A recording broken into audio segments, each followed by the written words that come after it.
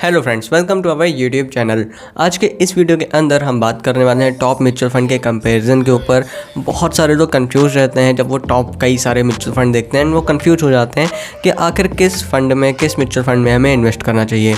तो यहाँ पर मैं टॉप म्यूचुअल फंड, एक का नाम HDFC small cap fund direct growth है, दूसरे का नाम HSBC small cap fund direct growth है।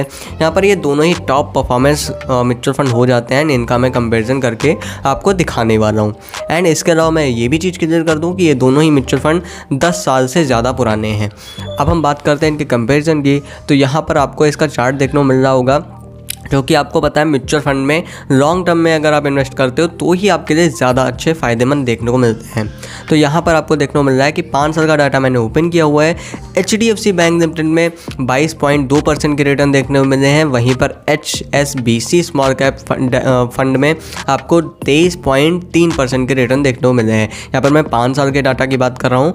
अब हम बढ़ते हैं आगे, एंड आगे आपको देखने को मिलता है कि मिनिमम SIP जो HDFC स्मॉल कैप फंड में है वो 100 रुपये देखने को मिलता है। HSBC स्मॉल कैप फंड में आप 500 रुपये से मिनिमम SIP शुरू कर सकते हो।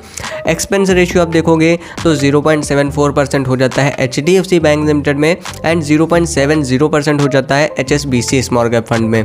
तो यहाँ पर HSBC विनर होता है, क्योंकि यहाँ पर एक्सपेंस रेशियो थोड़ा सा कम है, वहीं पर HDFC में थोड़ा सा ज़्यादा है। बट मिनिमम SIP HDFC में कम है एंड HSBC में ज़्यादा है। तो ये दोनों ही चीज़ें मैटर करती हैं, आप अपने अकॉर्डिंग देख लीजिएगा। इसके अलावा यहाँ पर आपको NAV प्राइसिंग जो देखने को मिलती है वो 121 रुपये है HDFC में एंड 71 रुपये है HSBC में। तो यहाँ पर NAV प्राइसिंग जो है वो HSBC की कम है एंड HDFC की ज़्यादा है। फंड जो है वो स्टार्ट हुआ था 2013 में स्टार्ट हुआ था HDFC का, एंड HSBC का 2014 में हुआ था। ऑलमोस्ट 10 साल से ही हो जाते हैं, ठीक है, क्योंकि मैंने स्टार्टिंग में बता दिया था 10 साल से ज़्यादा पुराने हैं। बट ये जो HDFC एंड HSBC के जो स्मॉल कैप फंड है वो इस डेट को स्टार्ट हुए थे, तो 10 साल के आसपास ही डाटा आ जाता है। फंड साइज आप देखोगे तो 23,000 करोड़ हो जाता है HDFC का, एंड HSBC का आप देखोगे तो 11,000 करोड़ हो जाता है। दोनों ही फंड साइज काफ़ी अच्छे देखने को मिल रहे हैं। एग्जिट ग्रोथ दोनों में ही 1% हो जाता है अगर आप 1 साल के अंदर अंदर रिडीम करते हो, अदरवाइज ये 0 हो जाता है। एंड यहाँ पर आपको रिटर्न देखने को मिल जाता है 1 साल के अंदर। जो HDFC में रिटर्न आपको मिले हैं वो 39% है, 3 साल में 38% है, 5 साल में मैंने बता ही दिया है कि 22% हो जाते हैं। HSBC में 1 साल में 40% के रिटर्न है, 3 साल में 40% के रिटर्न है, 5 साल में आप देखोगे तो 23% के रिटर्न है। तो 1% ज़्यादा रिटर्न इन्होंने दिया हुआ है। एंड प्रोज एंड कॉन्स की बात करते हैं तो यहाँ पर लोअर एक्सपेंस रेशियो ये दोनों में ही देखने को मिल जाता है। कंस्टेंटली जो रिटर्न है वो अपनी कैटेगरी वाइज ये HDFC भी ज़्यादा दे रहा है, एंड जो HSBC है ये भी दे रहा है। तो ये दोनों के ही प्रोज हो जाते हैं। बट मेन चीज़ आ जाती है अल्फ़ा की। तो अल्फ़ा आपको देखने को मिल जाता है 7.12% हो जाता है HDFC में, एंड 9.69% हो जाता है HSBC में। तो जितना ज़्यादा अल्फ़ा होता है उतना ज़्यादा वो फंड ज़्यादा अच्छा माना जाता है। तो दोनों ही फंड में आपको देखने को मिल रहा है कि 5% से ज़्यादा ही देखने को मिल रहे हैं, तो दोनों ही फंड अच्छे माने जाएंगे। बट HSBC का अल्फ़ा ज़्यादा है, 9.69 है, तो ये ज़्यादा बेहतर है।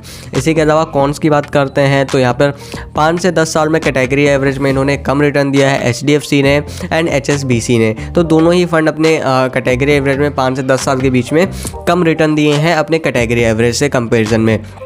इसी के अलावा यहाँ पर जो आप PB रेशियो देखते हो तो यहाँ पर ये सारी चीज़ें नॉर्मल ही देखने को मिल जाती हैं। बट इक्विटी एंड कैश की अगर बात करते हैं तो यहाँ पर आपको 93% जो है वो HDFC में जो HDFC का है वो इक्विटी में 93% की होल्डिंग इन्होंने करके रखी हुई है, मतलब इन्वेस्ट करके रखा हुआ है। कैश जो है वो 6.5% है। वहीं पे HSBC लिमिटेड में आप देखोगे तो 9.98% जो है वो इक्विटी में इन्वेस्टेड है, 1.5% कैश है। तो कैश जितना ज़्यादा होगा, थोड़ा सा लाइक 5% या फिर 6%, वो ज़्यादा बेहतर होगा कंपेयर टू HSBC जो कि सिर्फ 1.5% है। तो यहाँ पर ये चीज़ें अच्छी देखने को मिल जाती हैं। टॉप होल्डिंग की बात करते हैं तो HDFC की पहले हम बात करते हैं तो सोनाटा सॉफ्टवेयर लिमिटेड में 4.7% है, बैंक ऑफ बड़ौदा में 3.6% है, फर्स्ट सोर्स सॉल्यूशन में 3.3% है।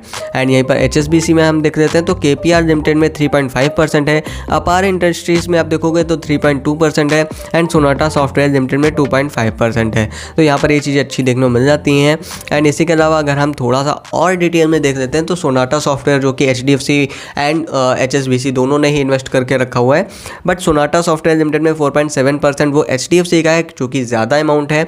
तो यहाँ पर हम इसका शेयर प्राइस ओपन कर देते हैं एंड सिर्फ अगर 1 साल का डाटा ओपन कर देते हैं तो यहाँ पर आपको देखने को मिल जाएगा कि 1 साल में ही इसने अपने शेयर प्राइस को डबल कर दिया है। तो ये चीज़ अच्छी देखने को मिल जाती है।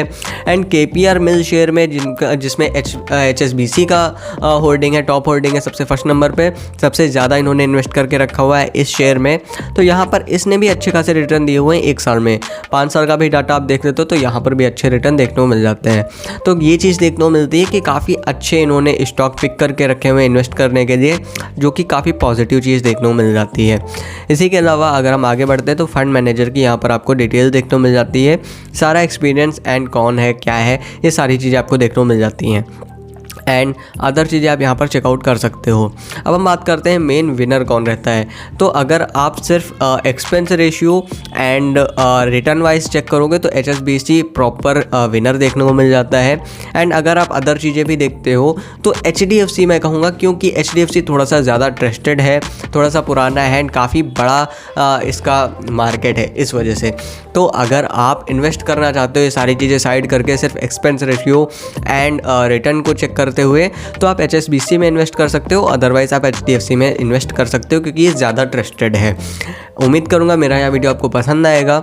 मेरा यह वीडियो कैसा लगा हमें कमेंट बॉक्स में ज़रूर बताएं। इसी तरह की इंटरेस्टिंग वीडियोज़ देखने के लिए हमारे चैनल को सब्सक्राइब करें। धन्यवाद दोस्तों।